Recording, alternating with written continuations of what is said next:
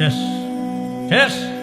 কালকে এই একটু পরে মারা যাবো, কালকে এই মুহূর্তে একদিন, পরের দিন 2 দিন, পরের দিন 3 দিন। বিশ্বাস করেন 3 দিন পরে আপনারা যার যার মতো কাজ শুরু করবেন।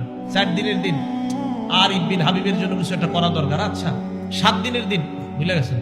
1 মাস পরে সবাই সবার মতো। 1 বছর পরে কিসের কে আর ইবনে হাবিব কোথায়, কে সে কি, সব শেষ। ওয়া তাতাযাক্কারুল মাউত ওয়াল বিলা, তুমি মরে যাইবা, মরার পর পচে যাইবা, ওটা নিয়ে ভাবো। এটাই তো সত্যি কথা। আমি আপনি মারা যাওয়ার পর আমার সন্তানাদি, আমার আত্মীয় স্বজন আমাদেরকে দাফন করে দিবে। দাফন করে দেওয়ার পর একটু বলবে এই সেই, সে ভালো ছিল, সেই ছিল, সেই ছিল। 2 দিন 3 দিন, আস্তে আস্তে সবাই সবার মতো চলবে। আপনার বাড়ি গাড়ি সব রয়ে গেল। এটা নিয়ে ভাবেন যে আমি যা কামাই করেছি, যা উপার্জন করেছি, সব রয়ে গেল, আমি কবরে চলে গেলাম। ভাইও আজকে থেকে ভাবেন, আজকে রাতে মাথাটা বালিশে লাগান, একটু সময়ের জন্য ল্যাপটা মুড়ি দেন, কম্বলটা মুড়ি দিয়ে চোখটা খোলেন, দেখবেন আপনি অন্ধকার, কিছু দেখা যায় না।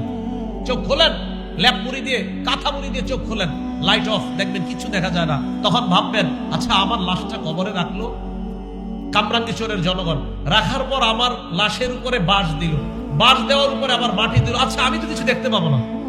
আচ্ছা অন্ধকার, ব্যাপারটা কি? ইমানদার হলে কবর আল্লাহ আলোকিত বানায় দিল। ভাই কথাগুলো ভাবেন। নবীজি বললেন আল্লাহকে লজ্জা পাওয়ার 3 নম্বর অর্থ তাতাযাক্কারুল মাউত ওয়াল বিলা, তুমি মারা যাইবা এটা চিন্তা করো, পচে যাইবা চিন্তা করো।